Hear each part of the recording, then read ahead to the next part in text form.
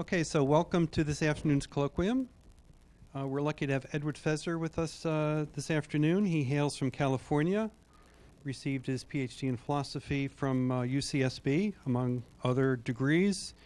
He's currently teaching at Pasadena City College. He's a prolific author of articles, reviews, blog posts, and about a dozen books or so. I've lost count. How many books have you written? It's 11, either authored or co-authored, or two 11. cases edited. So in physics, that's about a dozen. That's an order of magnitude estimate was correct. He has a particular interest, he has a wide range of interests in philosophy, a particular interest in the philosophy of science, which he'll talk to us about today. Please help me welcome Professor Edward Feser.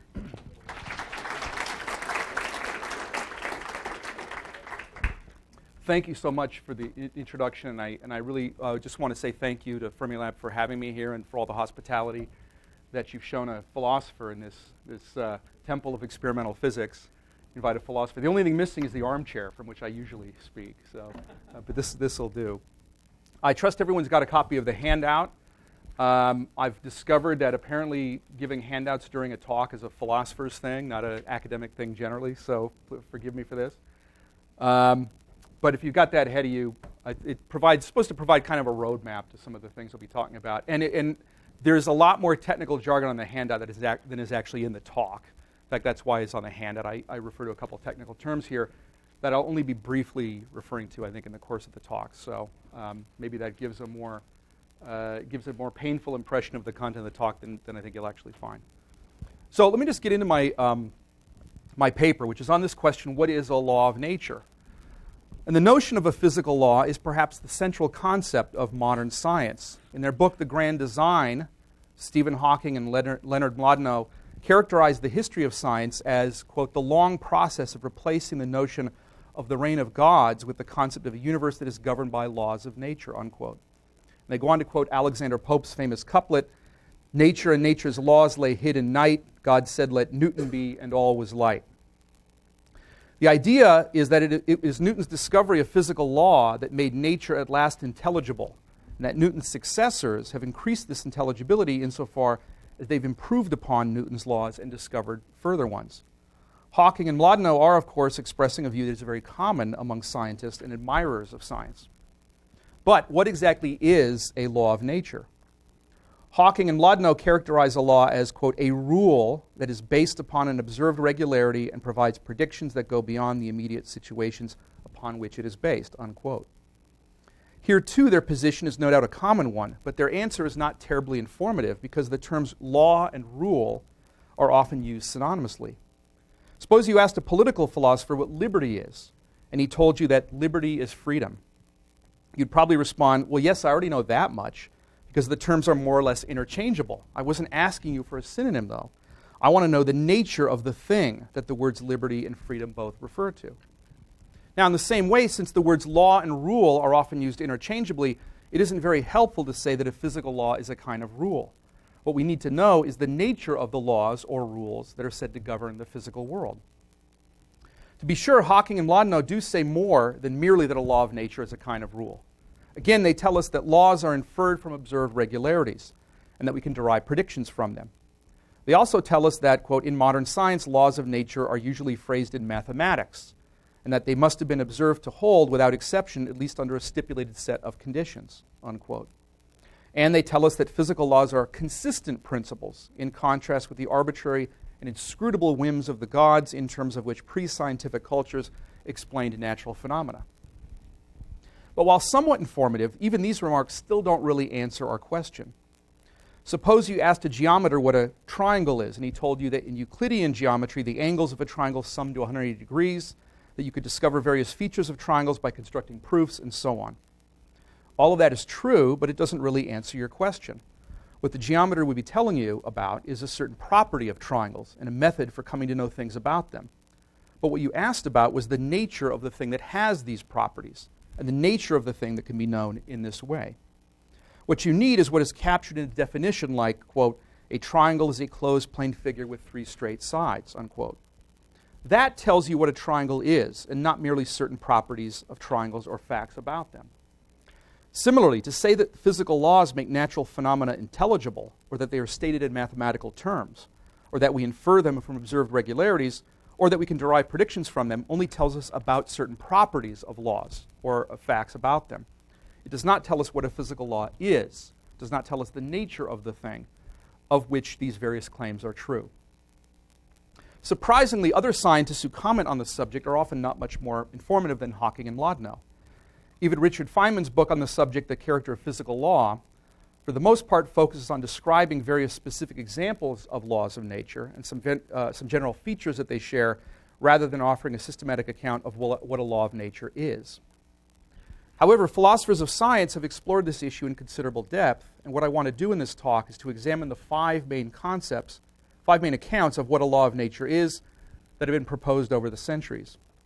They are as follows, just to sum them up very briefly, and then expand upon them in the rest of the talk.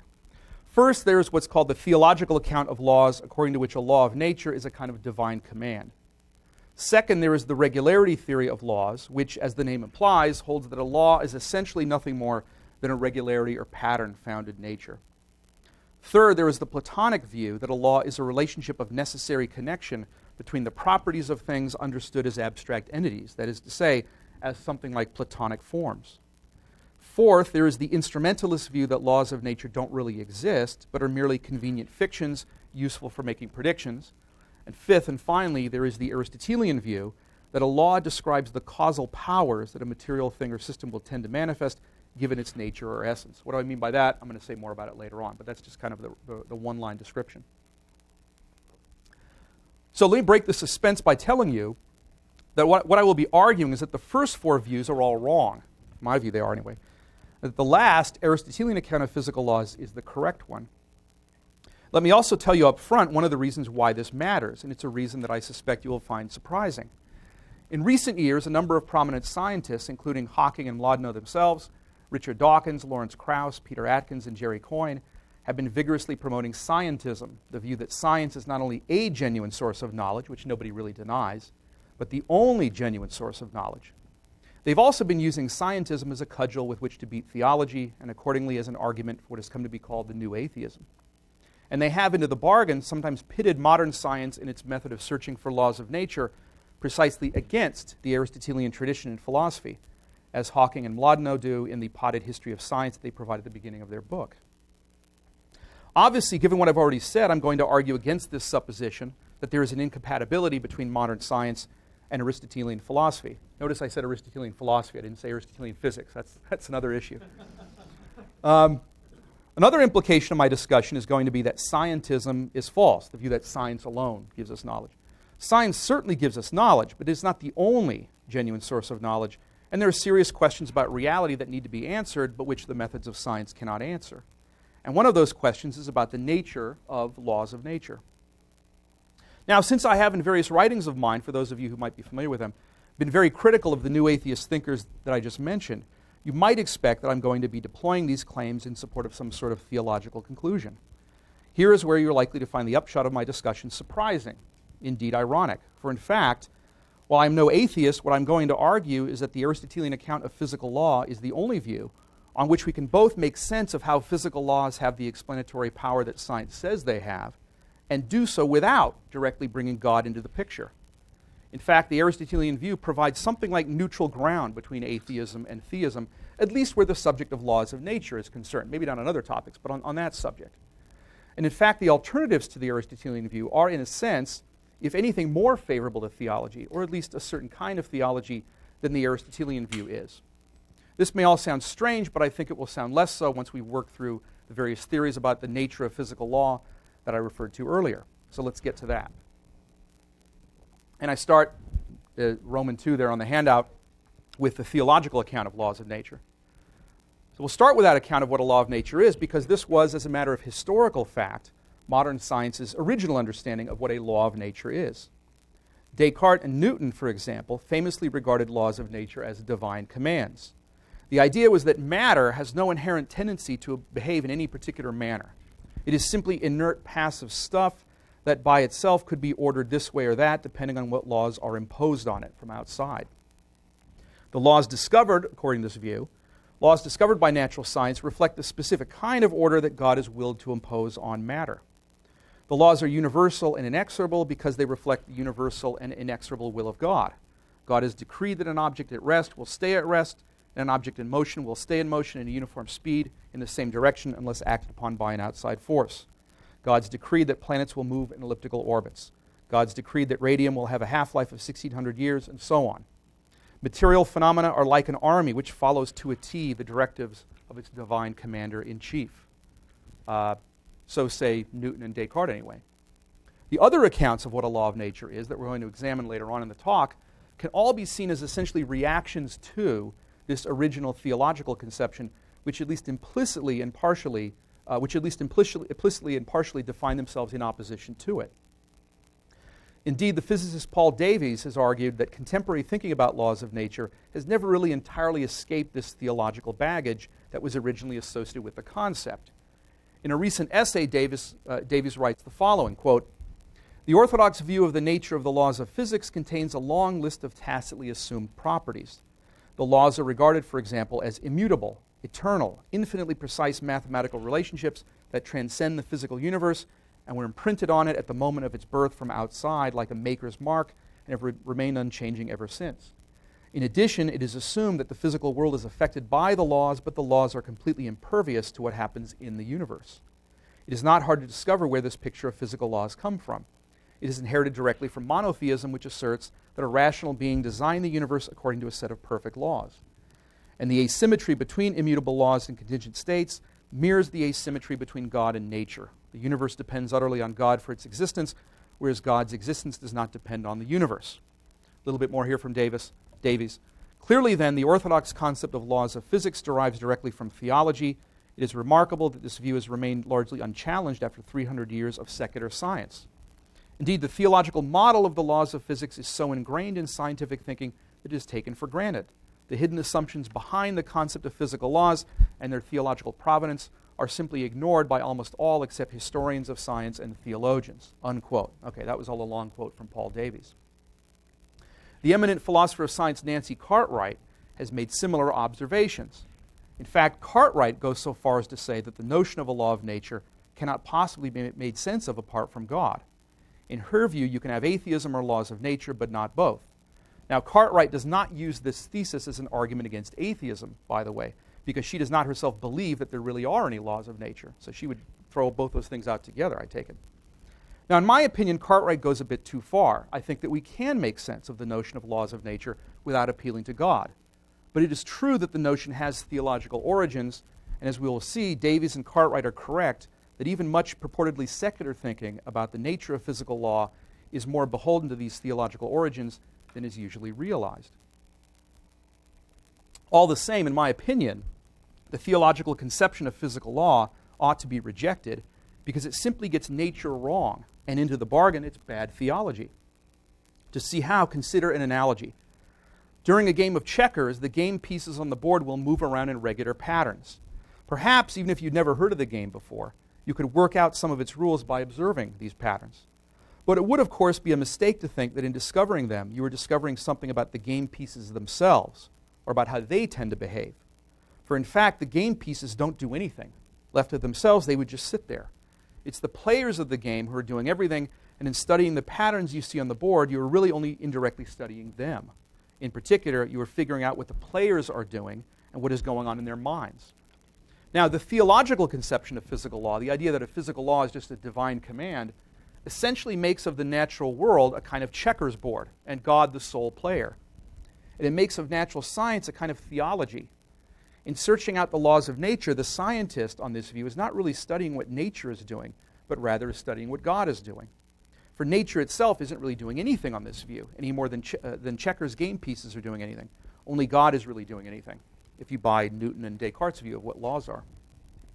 Now, this amounts to a view about causality known in the history of philosophy and theology as occasionalism. Technical term alert, but I'll make it as painless as I can.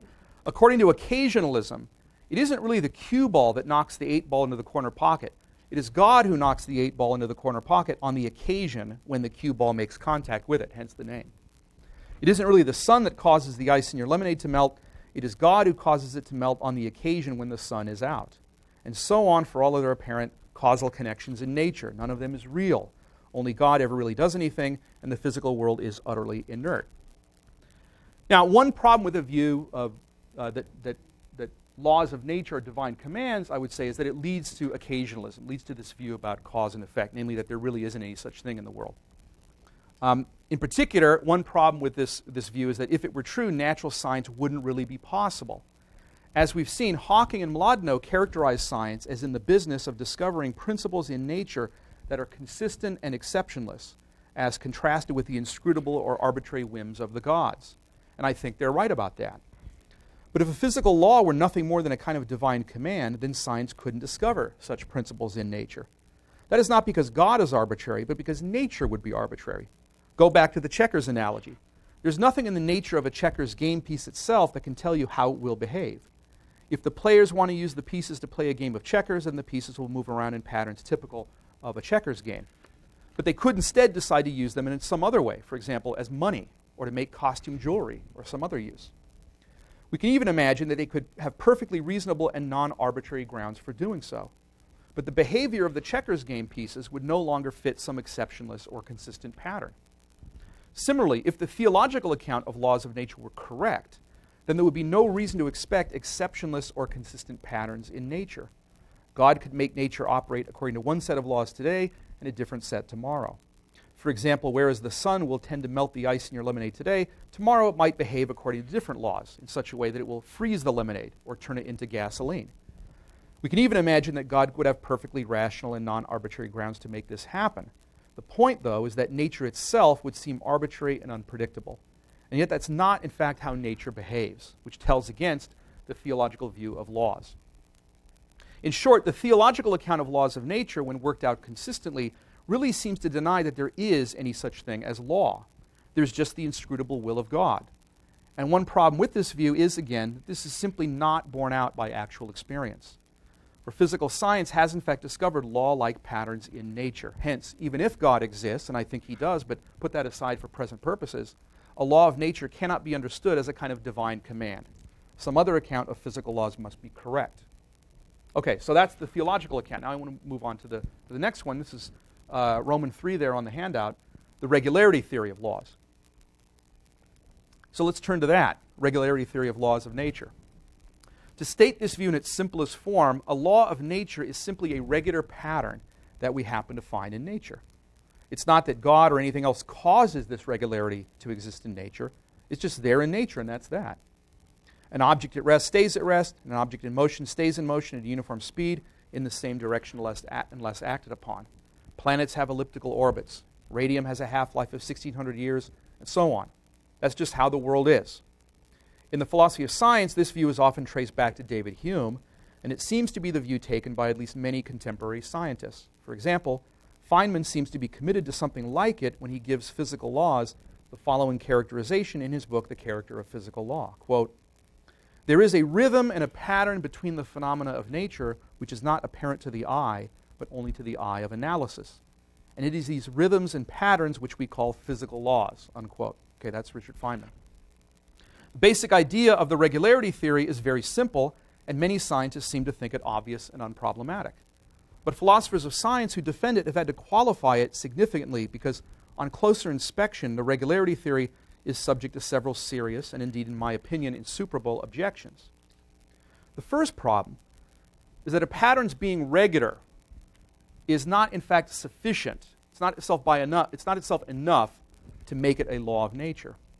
To take a stock example, consider the following two regularities. 1, every lump of gold is smaller than 1 cubic mile in size.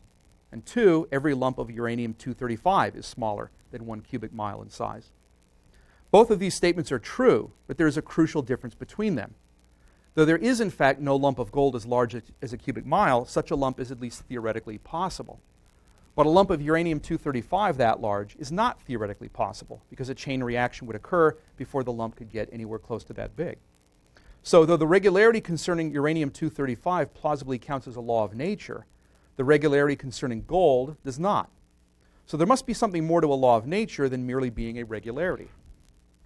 Or consider an example like the following, made famous by philosopher Nelson Goodman.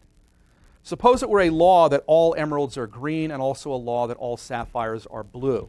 That's not quite correct, in fact, but for the sake of simplicity, suppose it were. Or substitute a different example if you wish. Doesn't really matter the point. Now consider the attribute of being GRU. This is a famous term introduced by Nelson Goodman, which something has if it's observed before December 31st, 2050 and is green, or observed after December 31st, 2050 and is blue. And we say it's GRU if it has that feature.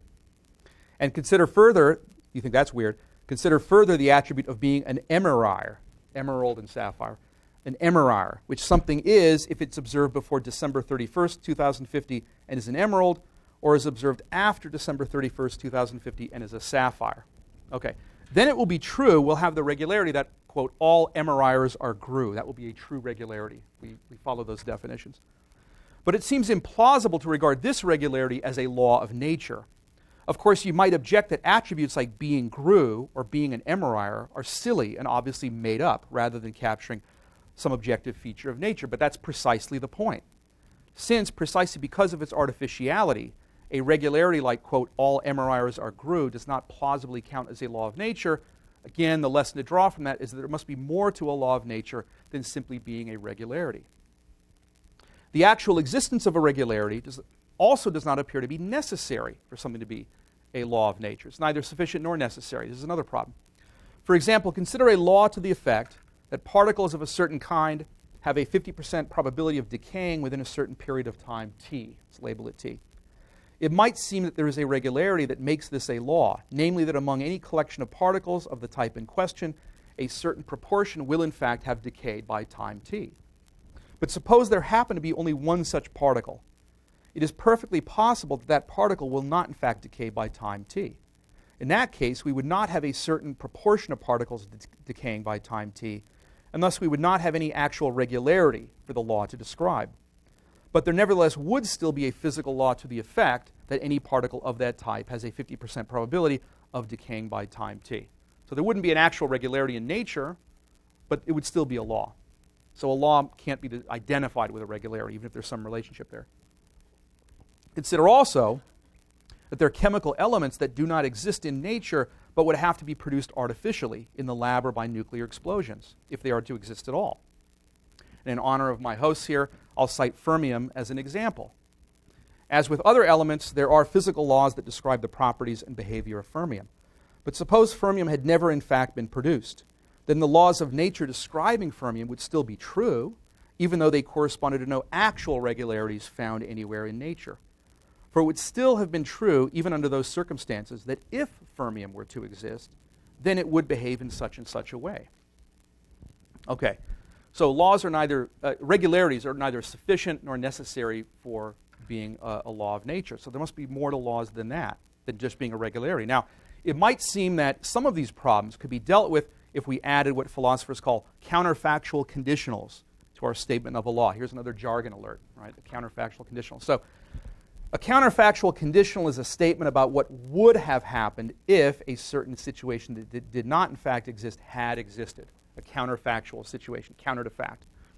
Hence, as I just indicated, even in a world without any actual fermium, we could still state laws governing fermium by stating that if fermium had existed, then it would have behaved in such and such a way. Or we could say that if we had tried to produce a lump of uranium-235 as big as a cubic mile, then it would have caused a chain reaction before it could form. Since no such counterfactual conditional would be true of a lump of gold the size of a cubic mile, it might seem that we could use counterfactuals to capture the fact that the regularity concerning uranium-235 is a genuine law, while the regularity concerning gold is not. Just introduce counterfactual statements into your definition, your characterization of a law, and you get around these sort of examples that I've been giving. However, this will not work, because it gets the relationship between laws and counterfactual conditionals the wrong way around. Counterfactual conditionals will be true only given certain background assumptions, including assumptions about what the laws of nature happen to be. Hence, consider the counterfactual conditional statement to the effect that if a certain object had been set in motion, then it would have continued in motion at a uniform speed. This counterfactual will be true only on the assumption that Newton's first law is in fact true, and that the object in question was not being acted upon by an outside force. So we cannot analyze laws of nature in terms of counterfactual conditionals, because we have to analyze counterfactual conditionals in terms of laws of nature. We would be putting the cart before the horse. Okay. Now, there's some further complications that I allude to here on the handout to the regularity theory of laws associated with the philosopher David Lewis. I'm going to skip that because it gets more technical. Because I want to get to what I refer to here on the handout, this is point F under Roman 3 there, as the main problem with the idea that laws are just regularities. So there's an even deeper and more serious problem with the regularity theory of laws, however many qualifications we add to it. The problem is that if a physical law is a mere regularity, then it doesn't really explain anything. All it does is redescribe things. Suppose you say, planets always move in elliptical orbits. I wonder what explains that. Suppose I answer, Kepler's first law explains that. You then ask, oh, how interesting. What is Kepler's first law?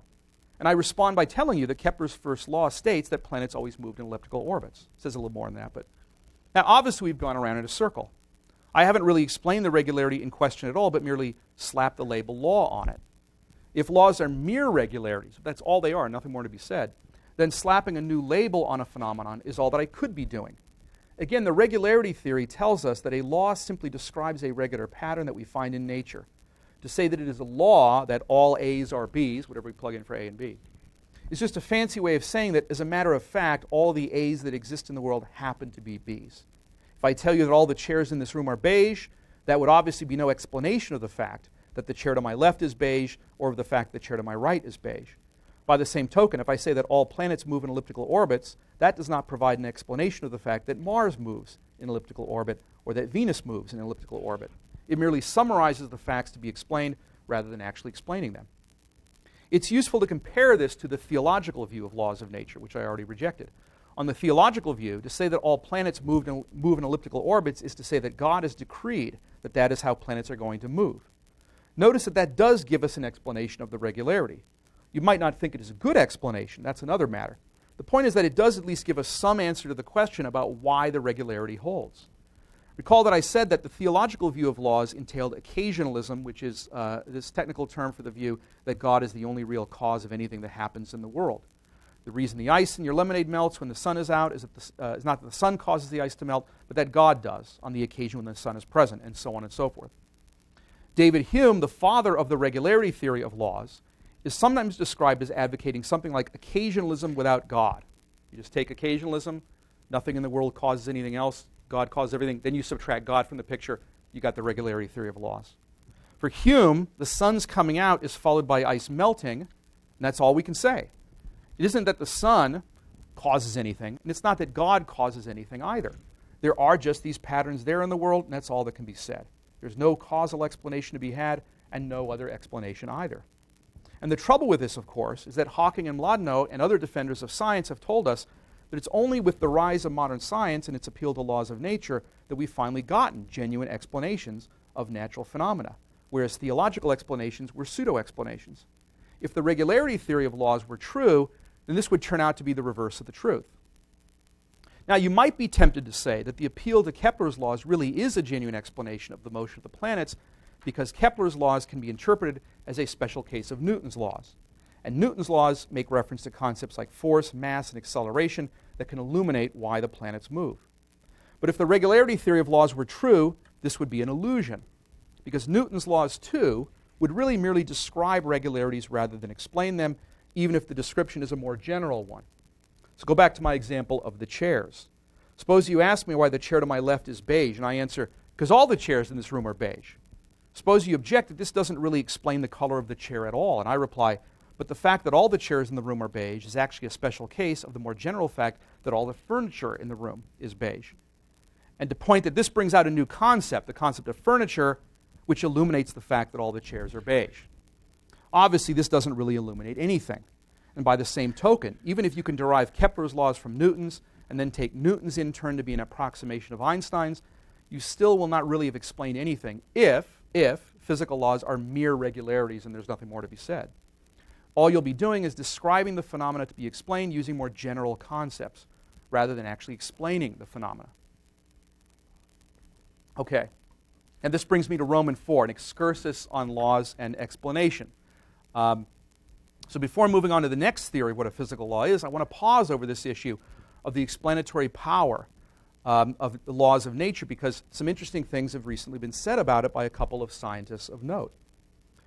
So consider first the views of physicist Sean Carroll, who appears to endorse the regularity theory of laws and directly addresses the objection that given such a theory, physical laws, quote, this is quoting from Carroll now, physical laws might describe what the universe does, but they don't explain the reason why it does those things, unquote.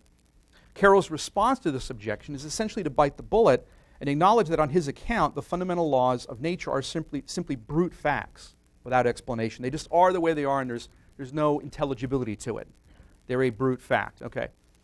Now, he rejects what is traditionally called the principle of sufficient reason, or PSR, as philosophers like to abbreviate it, according to which for anything that exists or any event that occurs, there must be some explanation sufficient to account for it, to make it intelligible. This is a principle famously associated with Leibniz. There have been many philosophers and scientists over the centuries who have endorsed it. But Carroll, like others in the tradition tracing back to Hume, holds that at bottom the world simply is the way it is in a way that is not intelligible or explainable. He rejects PSR.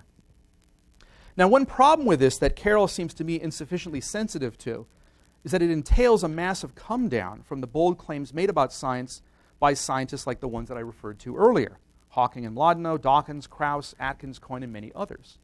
Again, they claim that science and science alone has finally given us genuine explanations of natural phenomena in a way that they claim philosophy and theology do not. But if the regularity theory of laws is true and the principle of sufficient reason is false, then it would turn out that even science doesn't really provide explanations at all. It only seems to, because we usually don't think very carefully about the implications of the regularity theory of laws and the rejection of PSR.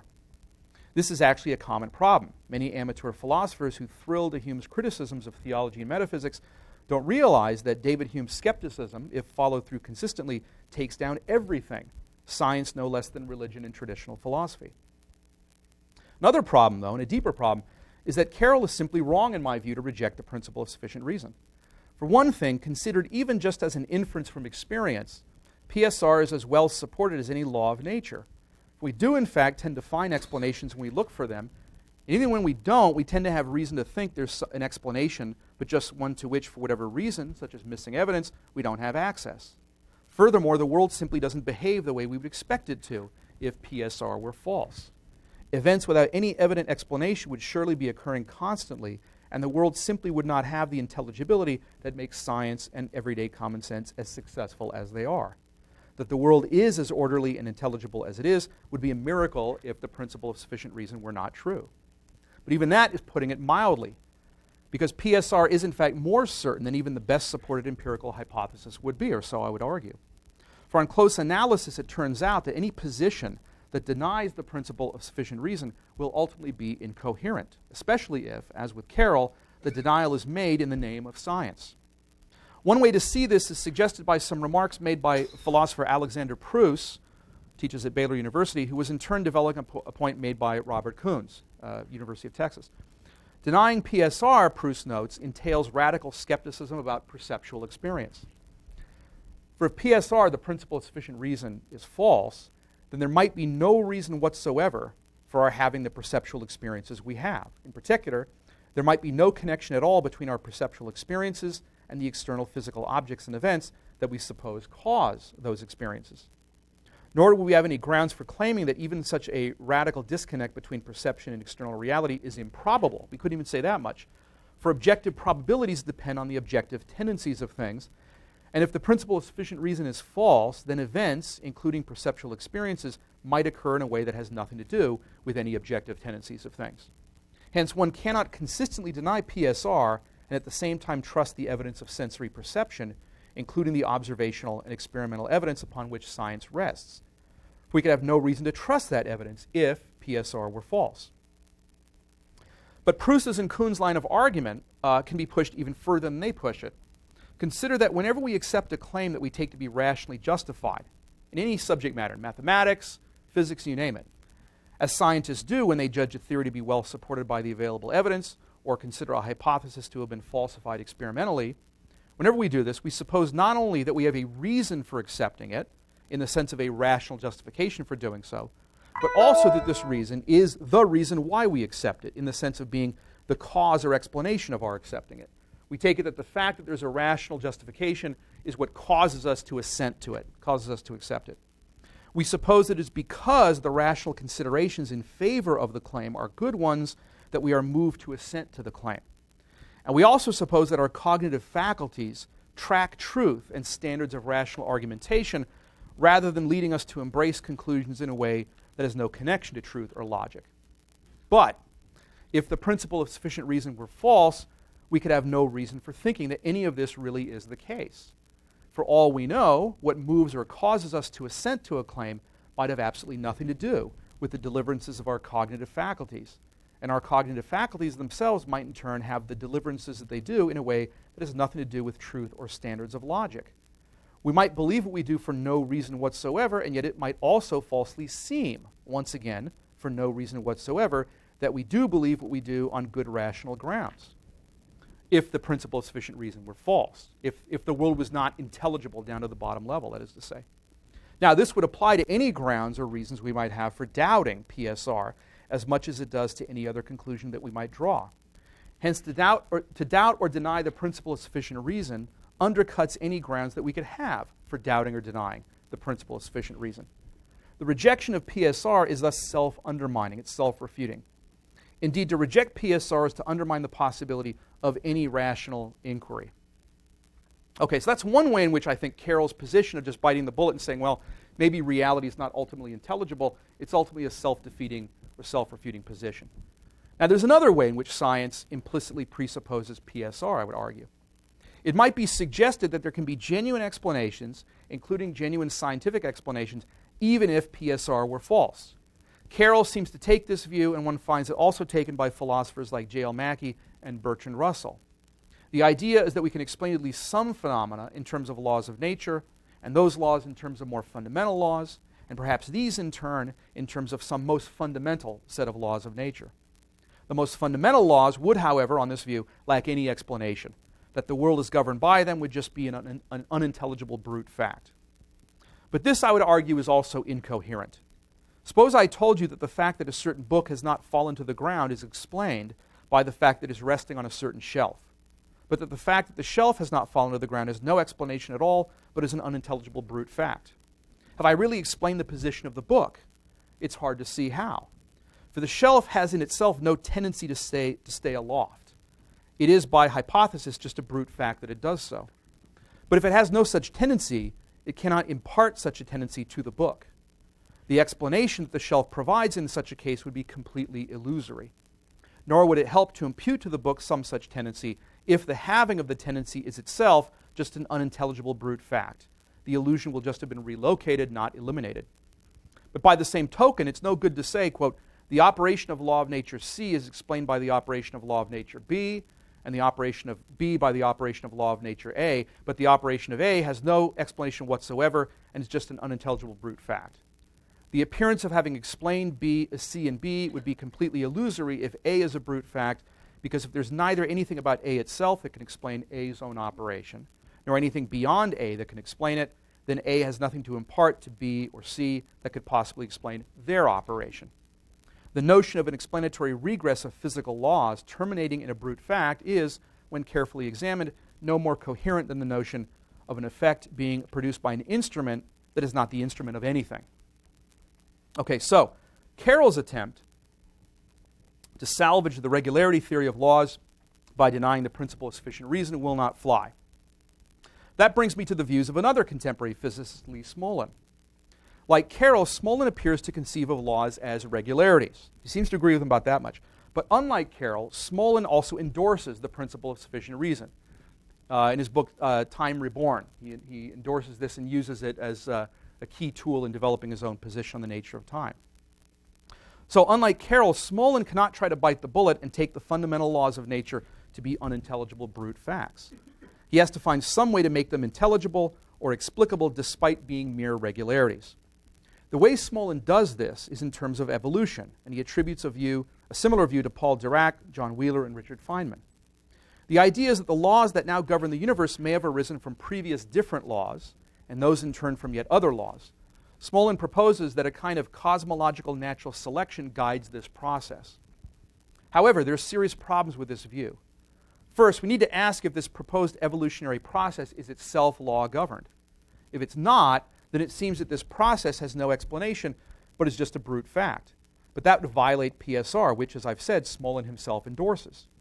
So we have to say that the evolutionary process in question is law-governed.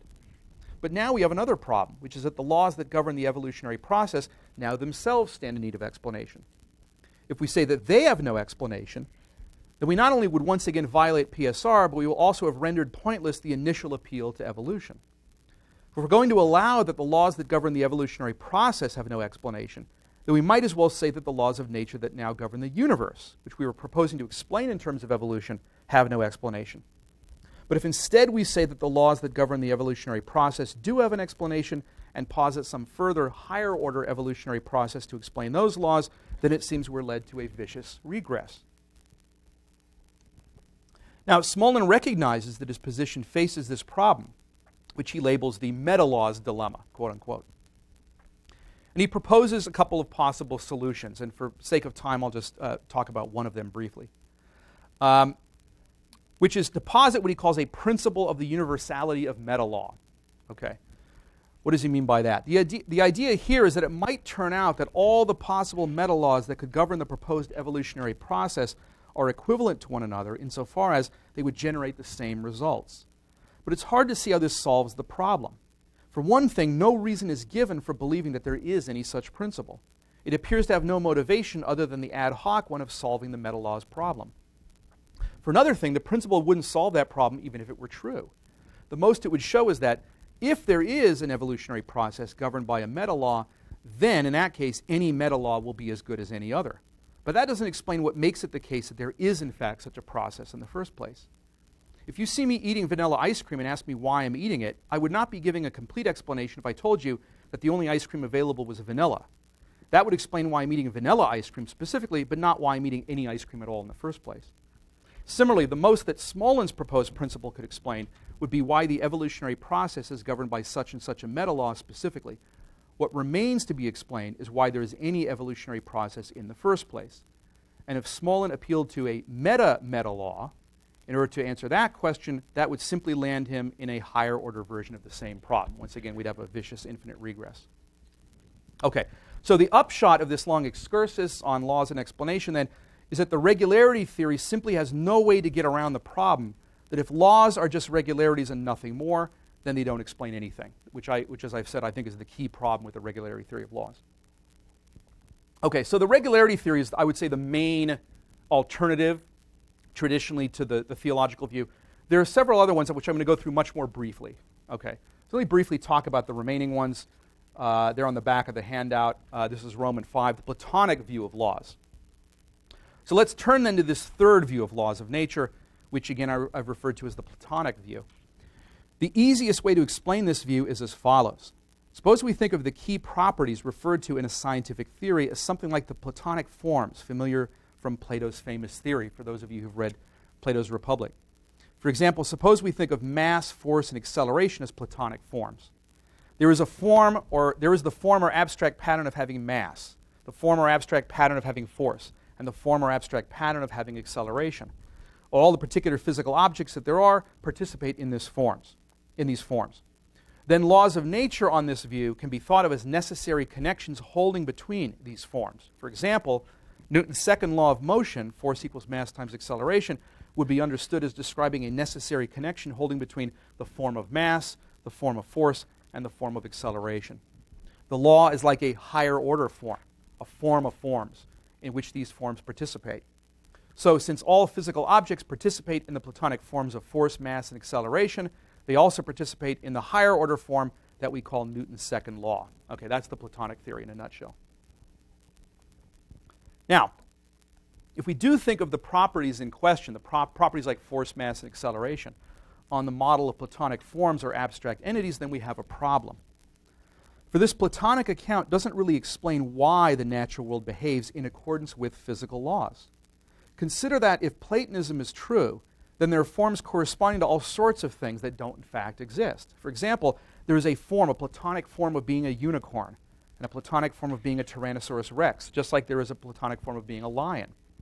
The difference, of course, is that there actually are things that participate, as Plato would put it, in the form of being a lion, but there are no longer things that participate in the form of being a T-Rex, and there never was anything that participated in the form of being a unicorn. Now, by the same token, not only the laws that actually govern the world, but also alternative possible physical laws that don't in fact govern it, all presumably exist together in the Platonic realm of abstract objects, Plato's heaven, right? The realm of the forms. So what explains why the world participates in just the specific physical laws that it does, rather than one of the alternative sets of laws or no laws at all, if we think of laws as Platonic forms? Abstract objects, after all, are causally inert. By themselves, they don't do anything.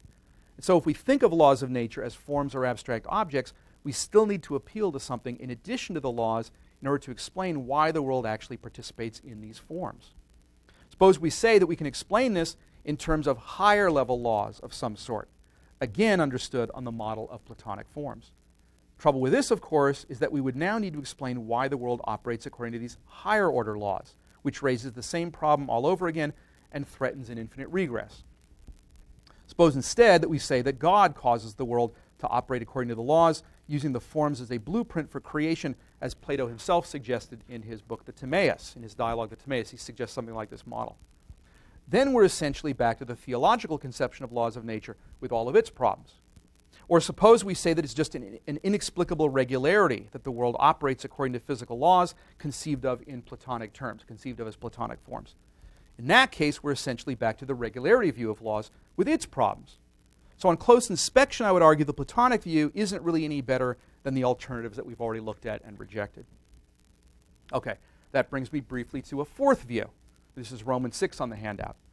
The instrumentalist view about laws of nature. Now, instrumentalism in the philosophy of science is the approach that says that the theoretical entities posited by scientific theories do not really exist, but are merely convenient fictions useful for organizing experience and making predictions. In the present context, the idea would be that laws of nature are merely useful fictions and don't really exist, if you're an instrumentalist about laws. The debate between instrumentalism and scientific realism is a large topic, and I'm not going to attempt to address it in any depth here. Suffice it for present purposes to say that the main argument for scientific realism in general is an argument for the reality of laws of nature in particular. And that's what's called by philosophers of science the no miracles argument. The idea is that physical theories that posit unobservable entities like atoms, fermions, bosons, and all the rest are so successful in making accurate predictions and supporting technological advances that it would be a miracle if these entities did not exist. Similarly, since the laws of nature posited by modern physical science are an essential part of this story of predictive and technological success, it would be a miracle if they did not correspond to reality. Of course, if it were a literal miracle, if someone said, yeah, it's a miracle, a literal miracle, then that would entail divine action, but that would bring us back to the theological account of laws, which I've already argued against. If we leave out literal miracles, then the point is that the success of science would be a massively improbable coincidence if laws of nature were mere useful fictions. And if we leave this coincidence unexplained, then we'll be back to the problems that we saw face the regularity theory of physical law, which I also argued against. Okay, so instrumentalism I also say is out. That's not going to work. Okay, so that brings us finally to Roman numeral 7 there on the handout, the Aristotelian view of laws of nature. Now notice that all of the views that I've been criticizing have something in common. None of them holds that there is anything in the physical world itself that explains why it has the order that it does. For the theological and Platonic views about laws of nature, this is because the order that exists in the world is to be explained by reference to something outside the world, to God's commands in the one case and to Platonic forms in the other case. For the regularity and instrumentalist theories of laws, this is because there is no explanation at all to be offered, either by reference to something outside the world or by reference to anything else. It's just the way things are with no explanation. Okay. Now, the central idea of the Aristotelian view is that the explanation of the order exhibited by the physical world is to be found precisely within the physical world itself, in the natures or essences of physical objects and systems. For example, uranium-235 will reach critical mass well under a cubic mile, not because of some arbitrary divine command, not because of some Platonic form that it participates in, and not as a matter of some inexplicable brute fact or regularity, but rather because the essence or nature of uranium-235, something internal to this particular kind of physical substance itself, is what's responsible. The physical laws governing uranium-235 are, on the Aristotelian view, to be understood as descriptions of the way that something having the essence or nature of uranium-235 will tend to behave. More precisely, they describe the active and passive causal powers, that follow from the essence or nature of uranium-235. That is to say, the ways it will tend to affect or be affected by other things in nature. Now, there's a standard objection to this sort of view, which goes back to early modern philosophy and science, and it's enshrined in Moliere's famous mockery of attempts to explain how opium causes sleep by attributing to it a dormitive power. Famous joke from a play by Moliere, where the doctor is asked, why does opium induce sleep? And he says, because of its dormitive virtue or dormitive power. Okay. Now, the claim, the criticism implied by Moliere's scene there in that play, is that to appeal to the inner nature or essence of a thing, or to its causal powers, is merely to utter a tautology and explains nothing. Common though this objection is, however, it's not a good one, and it rests on a misunderstanding of what the Aristotelian is saying. Now, note first, the appeal to the natures or powers of a thing is not, in fact, a tautology. If I were to say that opium causes sleep because it brings about slumber, that would be a tautology, saying exactly the same thing in different words. That would be a tautology. But to say that opium causes sleep because of its essence or its causal powers is not a tautology. It does not merely repeat the same thing in different words, which is what a tautology does. It tells us, for example, that there is something in opium itself that brings about sleep, that it's not just the circumstances in which it's taken that cause sleep, and that it's not just an accidental feature of this or that particular sample of opium that causes sleep, but rather reflects opium as such. Now, it's true that this is not terribly informative, but it's not uninformative either. It does have some minimal content. And the Aristotelian is not claiming any more than that. He's not denying that if you want to know exactly what it is about opium that brings about sleep, you're going to have to do chemistry and not just talk vaguely about causal powers. He is saying merely that even if a complete explanation has to do much more than merely refer to the essence and causal powers of opium, it has to do at least that much. And one of the reasons it has to do so is that there's no other way to make sense of laws of nature. For if we don't think of a physical law as a description of how a physical object will behave, given the essence and causal powers internal to it, then we either have to think of a law as having its explanatory force by reference to something external to the world of physical objects, namely God or Platonic forms, or as having no explanatory force at all, as in the regularity theory and instrumentalism. And as I've argued, none of those options can be correct. So the Aristotelian view wins by process of elimination. But there are other things to be said for it as well. As the philosopher of science Nancy Cartwright, I referred to her briefly before, has famously argued, a curious feature of the laws of nature that we know of is that they are not, in fact, universal regularities. She first put this forward in a book of hers with the rather provocative title, How the Laws of Physics Lie. All right? To be more precise, to put her thesis more precisely, if interpreted as universal regularities, laws turn out not to be strictly true, whereas if they are interpreted in a way that makes them come out true, then they're no longer strictly universal. For example, the law of universal gravitation will not correctly describe the behavior of bodies that are charged or subject to air friction. Newton's law of inertia holds only in circumstances where no forces are acting on a body, circumstances which never in fact obtain. Kepler's first law tells us that planets will move in ellipses, but this is only approximately true insofar as planets are always acted upon by the gravitational pull of other bodies, and so on. Laws are true only ceteris paribus, only when certain conditions obtain, only all things being equal. In that case, though, they correctly describe the behavior of the entities that they govern only under these particular conditions and are not true of the entities universally. Now, this makes perfect sense if we think of physical objects and systems as having active and passive causal powers or capacities, because the manifestation of a power or capacity can be blocked. For example, the law of inertia on Cartwright's interpretation describes the natural capacity of any physical object to continue in uniform rectilinear motion, where the manifestation of this capacity can be blocked by interference from outside forces, such as those that result from friction or the gravitational influence of other bodies. The law describes something real insofar as physical objects really do have such a capacity, or something analogous to it when we think of this instead in Einstein's terms, even though the law does not describe a regularity that ever actually occurs in the world, because outside forces always are, in fact, interfering and thus blocking the manifestation of this capacity. The Aristotelian view also accounts for some of the problems that face other theories of what a law of nature is. For example, we saw that a problem with the regularity theory is that it cannot explain why odd and artificial regularities, like all Emerires are Grue, are not genuine laws. The Aristotelian would say that the reason is that genuine laws reflect the causal powers and capacities that a physical thing will manifest given its nature or essence. But there are, for example, no physical things that have the capacity to be green before December 31st, 2050, and blue afterwards, so that there's no such features being GRU that a law of nature might describe. Now, let me end by coming back to the implications of my discussion that I alluded to at the beginning. The first implication is that there's greater continuity than meets the eye between modern science and the older Aristotelian view of the world that it's usually thought to have supplanted. Now, of course, Aristotle and his medieval successors got a lot of things wrong, in particular where empirical details are concerned. Again, I'm not defending Aristotelian physics, okay?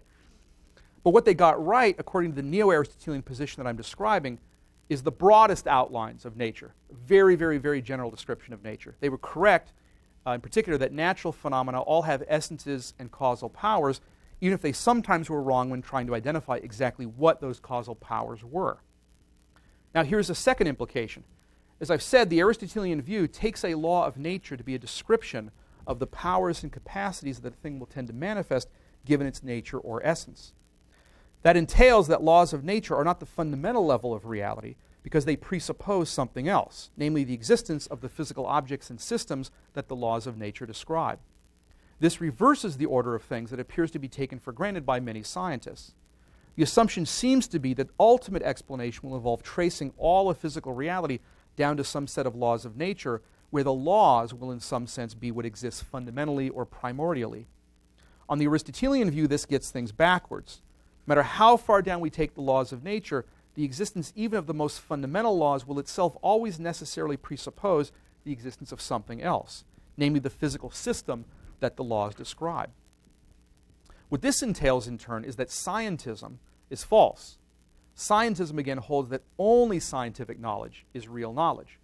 But if scientific explanation always terminates in an appeal to laws of nature, then there's always going to be something that science cannot explain, namely the existence of the fundamental laws themselves, because those will always presuppose the existence of a system that follows the laws. But that scientism is false should also be clear from the whole discussion to this point, and whether or not one agrees with the Aristotelian position. For whether one accepts the regularity theory of physical law, or the Platonic theory, or some other theory, one will always be taking an essentially philosophical position rather than a scientific one. Since science presupposes the notion of laws of nature, the investigation of what a law of nature is will, whatever conclusion one reaches, always be ultimately a philosophical rather than a scientific investigation, and that entails that there's more to be known about reality than science can reveal. Finally, if the existence of laws of nature presupposes the existence of a physical reality that is described by those laws, that obviously raises the question of why that physical reality exists. Now, one could at this point bring God back into the picture. One could argue that even if laws of nature are not divine commands, but instead just descriptions of the way that physical things will behave given their nature or essence, still the fact that these physical things exist at all requires a divine cause. One could argue that way. But one could argue instead that a divine cause is not necessary. That's not a debate I'm going to get into here. Suffice it to say that on the Aristotelian view, what directly grounds the laws of nature are the essences of physical things, so that for the purposes of analyzing the character of physical law, one can bracket off the question of whether physical things themselves have a divine cause. In that sense, the Aristotelian view of laws of nature is neutral between theism and atheism. All right, with that I'll cease and desist, and I guess we've got Q&A. So. Let's thank our speaker.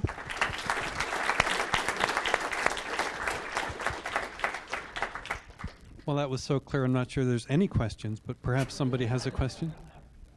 Let's start with Jeff. There's an element of the Aristotelian view which is very appealing in terms of essences because it is so different from people who argue that nature has no essence and it's all a construction of the human mind. Yeah. How do you answer those people?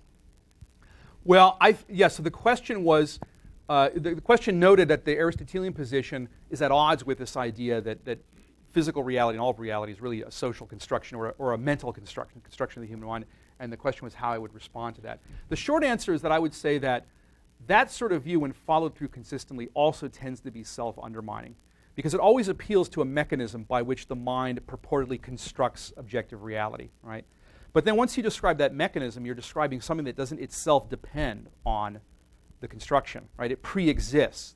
So if the mind constructs reality, and it does so according to a certain mechanism or according to certain principles, then those principles or that mechanism itself is not constructed by the human mind. It's bedrock that this alleged construction of reality rests upon. And that means that there is, at the end of the day, something, namely the mind itself, which is not constructed by the mind itself. Okay. Now you've already got then some absolute bedrock of something that's not constructed by the mind, that and therefore cannot be explained by the operations of the mind. If it's going to be explained, it's going to be explained by something outside it. And then we're off, I think, to a sort of step-by-step refutation of this view. So that's sort of a refutation of the completely general claim that everything is a construct of the mind. Well, not everything can be. The mind cannot be. So if the mind cannot be and operates according to principles that it didn't cause, there must be something outside that explains it. And before you know it, we're back to bringing objective reality into the picture, in addition to the mind that purportedly constructed the objective reality. So I think ultimately it's a self-refuting view when you show how you got the first step to showing that it's false across the board. Will that be on the final? Yeah, you got the final exam here? Okay.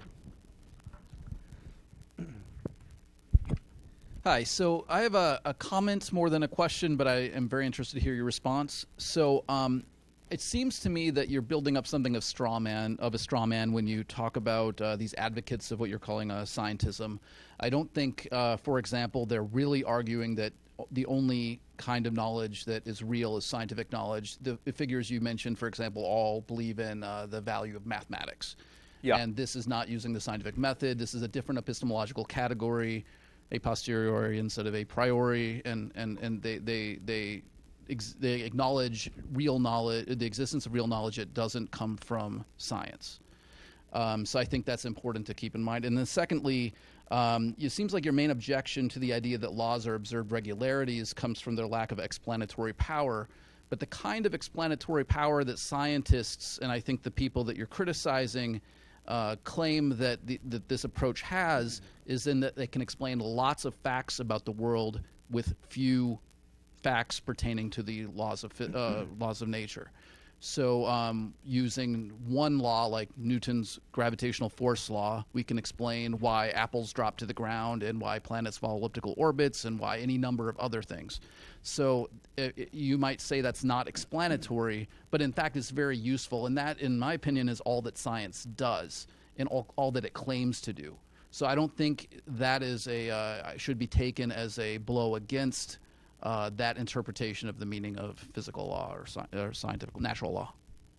Okay, right. So there were a couple issues there, so let me speak to them in reverse order. As to the regularity theory of laws, I think the most you're going to get on the sort of account that you're describing is a reduction in the amount of brute facts that you have to commit yourself to, but you don't get rid of bruteness altogether. You have to embrace some. Right, okay. Now, I mean, one problem I have with that is that, as I said in the paper, to be consistent, you'd have to deny the principle of sufficient reason. And I think once you do that, even the regularity you do find becomes mysterious. I mean, in other words, I don't think you can. I think that having a bit of brute fact in nature, it's like being a little pregnant. It's all or nothing. I think when you unpack the implications of it, you're going to find that even the regularities you think you are explaining in some, you're explaining to some extent by tracing them down to some brute level, that disappears. Whatever explanatory power you think you have, I think disappears. But okay, right. But now you're not really talking about explanation at all. So yeah, but okay, but now right. But now you're not really talking about explanation at all. You're really talking about utility, pragmatic. Okay, but if it, okay, but suppose we used a word that had didn't have that ambiguity. We didn't use the word explanation. We just talked about utility, or did you use the word practicality? Is that? Okay, right. So utility or practical applicability or pragmatic value or what have you. Okay, now there are a couple problems with that. I think if you take that position, you are implicitly, if not explicitly, adopting an instrumentalist view of science, where science is really just kind of a tool, and it doesn't really describe objective reality at all. It's an instrument for making predictions and developing. Okay, right.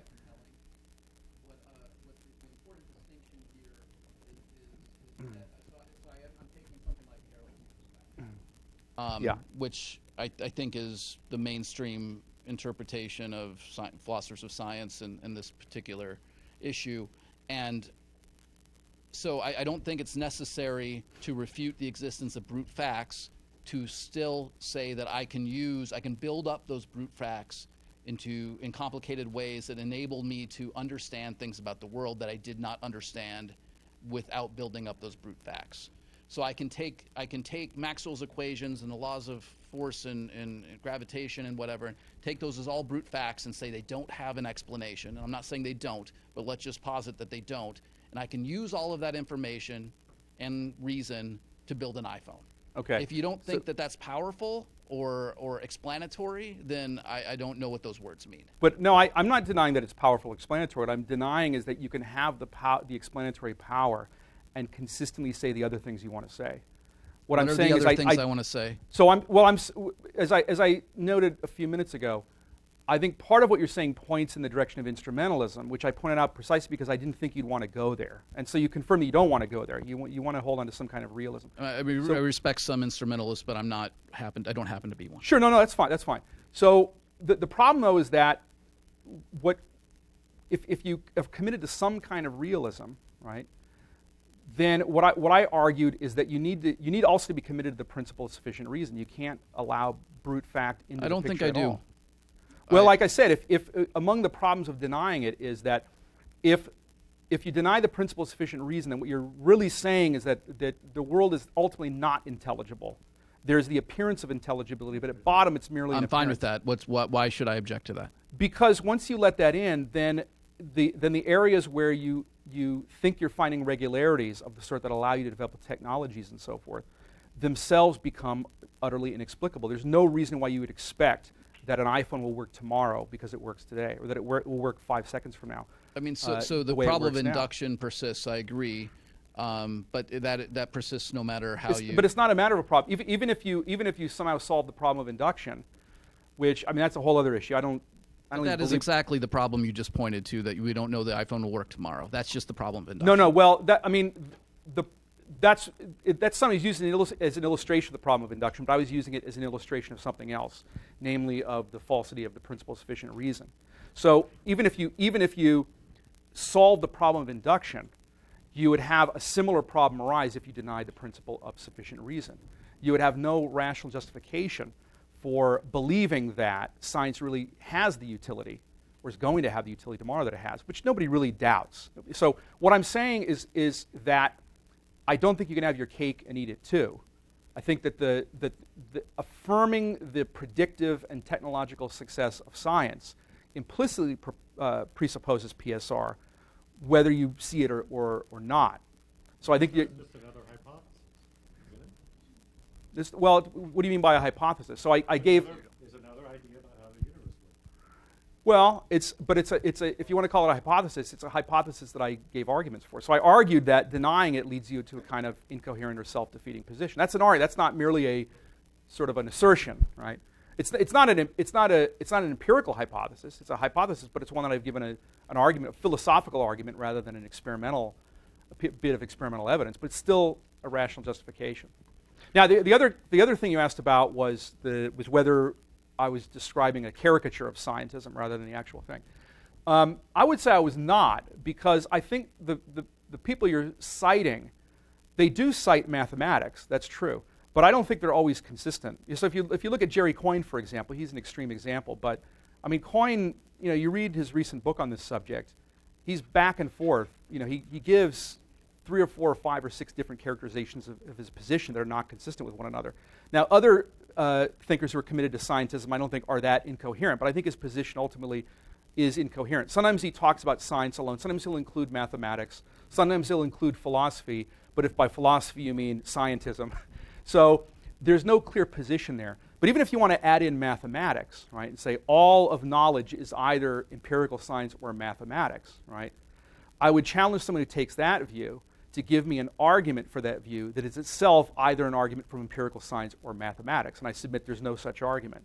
So that position, too, this broadened conception of scientism, is going to have the same kind of problem as the position I described. So I think the defensible position on this is not that there aren't questions questions that can't be answered by science or mathematical pursuits, but that if if they're not answerable by those two means, they're not answerable by any other means. For example, I think the people that you mentioned would acknowledge that the hard problem of consciousness is not something that can be addressed by science or by mathematics. However, they would just say it's not answerable or not solvable, and they would stop there. Yeah, but that claim itself is a thesis that is purportedly being given a rational justification. And that rational justification is not itself a scientific or mathematical thesis. So the very act of defending scientism presupposes an epistemological position. That is to say, it presupposes a knowledge standpoint that falls outside of scientism. So I think that these defenses of scientism are kind of like a shell game. They always end up relocating the fallacy, but they never entirely eliminate it. Do these just map onto the standard problems of positivism? Is that what you're saying? I think that that positivism it's not the only instance of scientism, because I don't know what the word would be, a scientismist, but you could be committed to scientism and not be a positivist, but some other kind of scientism. But I think positivism ultimately faces the same kinds of problems. It's a special case of a more general problem. Okay, well, thank you for. Well, I'm sure that there's. Like the last one.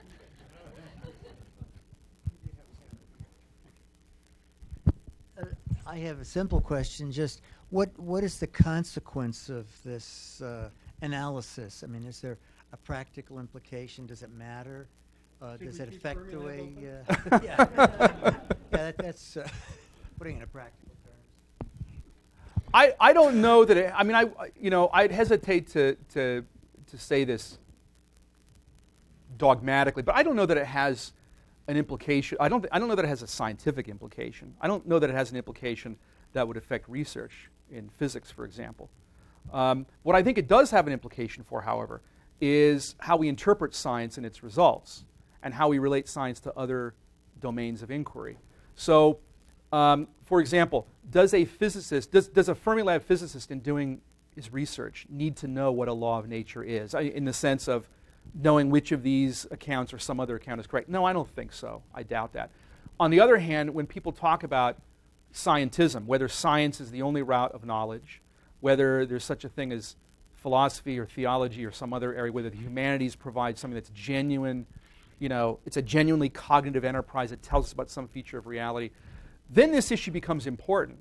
Because if I'm right about what I'm saying here, that would suffice to show that scientism is incorrect, that they're serious questions, areas of rational discourse that science cannot answer, in which case you can't use scientism as a weapon with which to beat philosophy and the humanities and theology and these other disciplines. So I think it has relevance, not for the practice of science, but for, again, how we relate science to the rest of culture.